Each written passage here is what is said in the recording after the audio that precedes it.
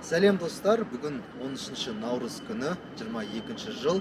Біз қазіргі таңда Майкар автоорталығына келдік. Қазіргі таңда курстың бағасы 520 теңге. Және де автокөлік нарығында қандай өзгерістер болып жатыр, және де автосалондар қандай баға қойып жатыр, соны бізбен бірге тамашалайтын боламыз. Бюджетті седандар бөліміне келіп жеттік. Қазіргі таңда бізде өздеріңіз көріп отырғандай Volkswagen Polo 2021 жылғы жүрілген шақырымы 56 000 км, 1.6 қозғалтқышымен жабдықталған. Алдыңғы жетекті бағасына келетін болсақ, бағасы 9 130 000 теңге. Қазіргі таңда нарықта 2022-де осы жақын арада Volkswagen Polo'лардың, именно Volkswagen концерні бағаны 20-30%-ға қымбаттатып жіберді. Өйткені Ресей мен Украина арасындағы соғыстың әсерінен.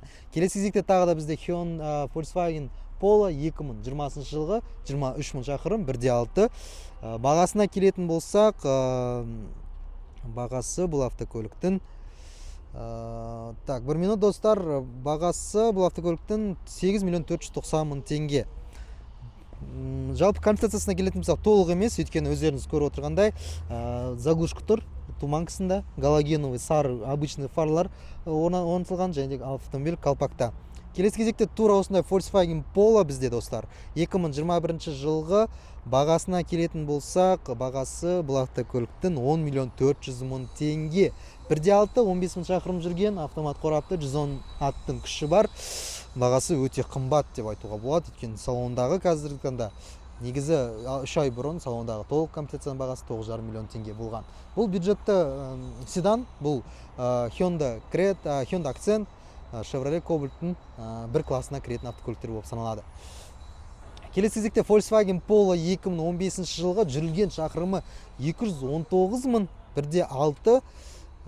Бағасы қанша екен? Қызық болып тұр. Бағасы 6 32 000 теңге, 219 000 пробег, 2015 жылғы, жалпы 2015 жылға өте қымбат баға деп ойлаймын. Галогеновый простой фара орналасқан. Сіздер қалай ойлайсыздар? Өздеріңіз комментарийға жазып кетсеңіздер болады. Келесі кезекте бізде Майкар автосалонында достар Volkswagen Polo Liftback 2019 жылғы 96 000 шақырым жүрген.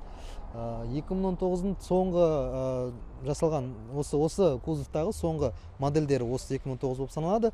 Галогеновый простой фар орналастырылған, және де противотуманные фары, дисклары, литые диски. 8 750 000 теңге. Комплектациясына келетін болсақ, подлокотник бар, значит бұл максимальная комплектация. Келесі бізде кезекте 2019 жылғы тағы да бір Пололар көбейіп кетті, сол себепті бағасын айта кетейік, 63 000 шақырым жүрген, 1.6 автомат, 8 750 000 теңге. Старый кузовта. Шипованный резина орналасқан, литые диски, өзінің оригинал. Жалпы состояниесіне келетін болсақ, жақсылау сияқты боялған детальдарын байқаған жоқпыз. Артқы дизайнына келетін болсақ, бұл жерде молдингтар орнатылмаған, толық комплектациясында бұл жерде молдингтар орнатылады, хромдар. Бұл жерде хром жоқ.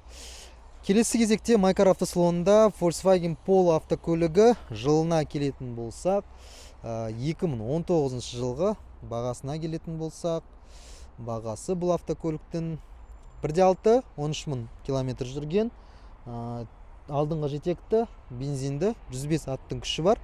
Бір ерекшелік, мысалы Hyundai Accent'терді қарастырсаңыз, олардың аттың күші 123 аттың күші бар 1.6 қозғалтқышында, ал Polo'ның 1.6 қозғалтқышында 105 қана аттың күші бар. Бағасы 8 670 000, Ташкентский 115/23 көшесі арқылы осы автокөліктерді көре аласыздар. Келесі кезекте бізде достар Kia Rio X-Line автокөлігі. Автокөлік нағыз отбасылы автокөліктер болып саналады. 1.6 қозғалтқышымен жабдықталған бұл автокөліктер. Бұл туралы біздің каналда толық обзор бар. Біз көрсетергенбіз. 21 жылғы стайл комплектациясын сіздерге түсірген болатынбыз. 2020 жылғы 41 000 пробег бұл автокөлікте. Бағасына келетін болсақ, бағасы бұл автокөліктің 9 890 000 теңге. Еске салатын жағдай, қазіргі таңдағы нарыққа байланысты Kia дистрибьюторлары бағасын өсіріп жіберді. Бұл автокөліктің толық комплектациясы қазіргі таңда салонда 10 500 000 теңге тұрады. Плюс үстіне 500 000 теңге доп аласыз, сонымен 11 миллион теңгеге аласыз. Ал Майкаркаға келіп, сіз 2020 жылғы жүрілген автокөлікті 41 мың шақырым 9 миллион 890 мың теңгеге алсаңыз болады.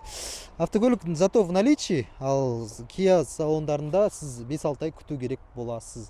Бір ерекшелігі арты хеджбек түрінде жасалған, арты кен, егерде артыңғы орындықтар жатқызған жағдайда 1100-ге дейін литрға дейін артқы багаждығы үлкейеді. Келесі кезекте тура осындай X-Line автокөлігі, бірақ өздеріңіз көріп отырғандай, бұның уже жаңағы айтып өткендей Қайрат Нұртас сияқты КН логотипі, Кияның жаңа обновленный логотипі. Комплектациясы бұл жерде предмаксимальный, толық комплектация емес. Бағасына келетін болсақ, бағасы қазіргі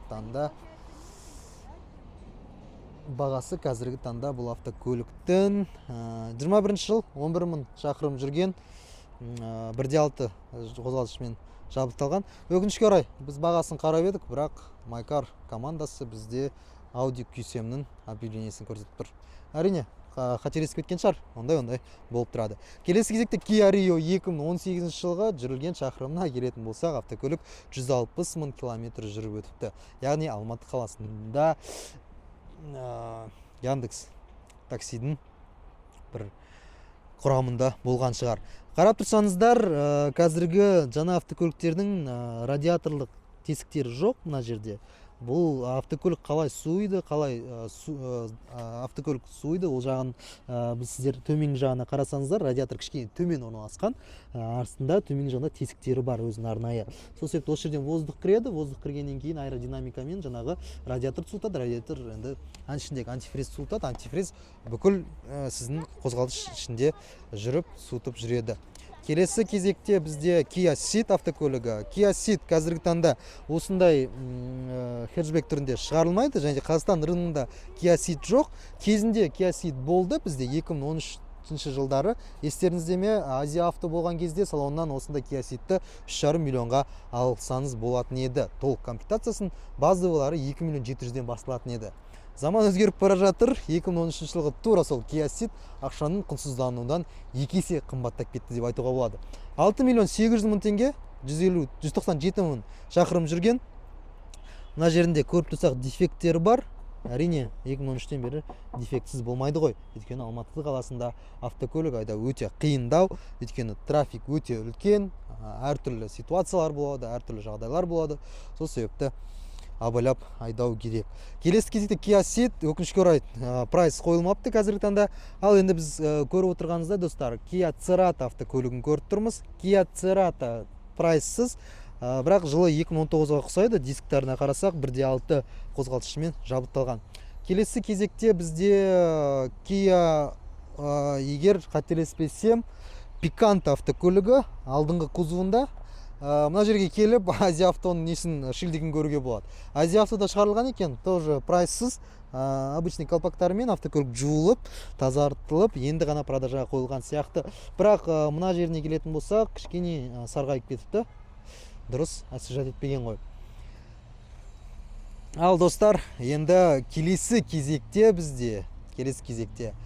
жалпы айтқанда Яндекстің аса бір жүргізушілерінің жақсы көретін машиналарының бірі, жақсы чугунды 1.5 қозғалтқышымен жабдықталған, 6 сатылы коробкамен жабдықталған, іші өте кен, және ең бастысы Яндексте комфорт комплектациясына кіретін Chevrolet Cobalt деп айтайын десем, бұл Ravon R4 екен.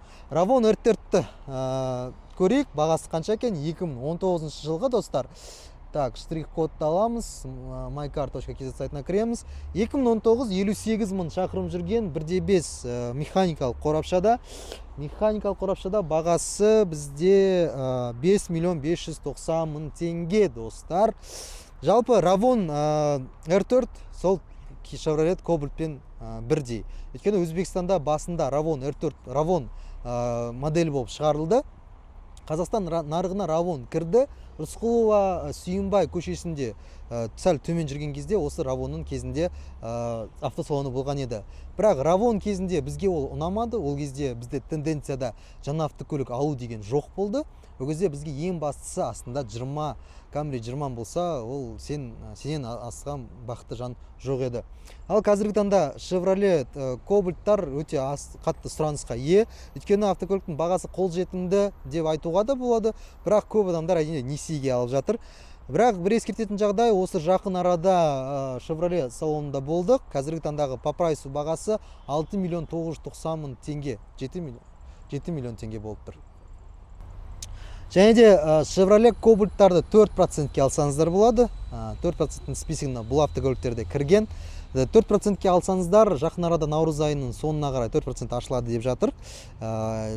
Себебі бастапқы жарнасыз алуға да болады, және немесе 10%-ық бастапқы жарнамен де алуға болады. Осы себепті 4%-ік өте ыңғайлы айына, бірақ енді сізге 85 мың теңге құйып тұру қатты қалтаңыздан соқпаса 4%-ке алып алсаңыз болады. Өйткені автокөліктердің суммасы, бағасы қымбаттап жатыр, баға күннен күнге аспанға ұшып жатыр.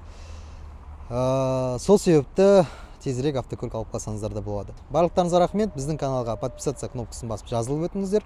Алдағы уақытта көптеген осындай шоулар болады.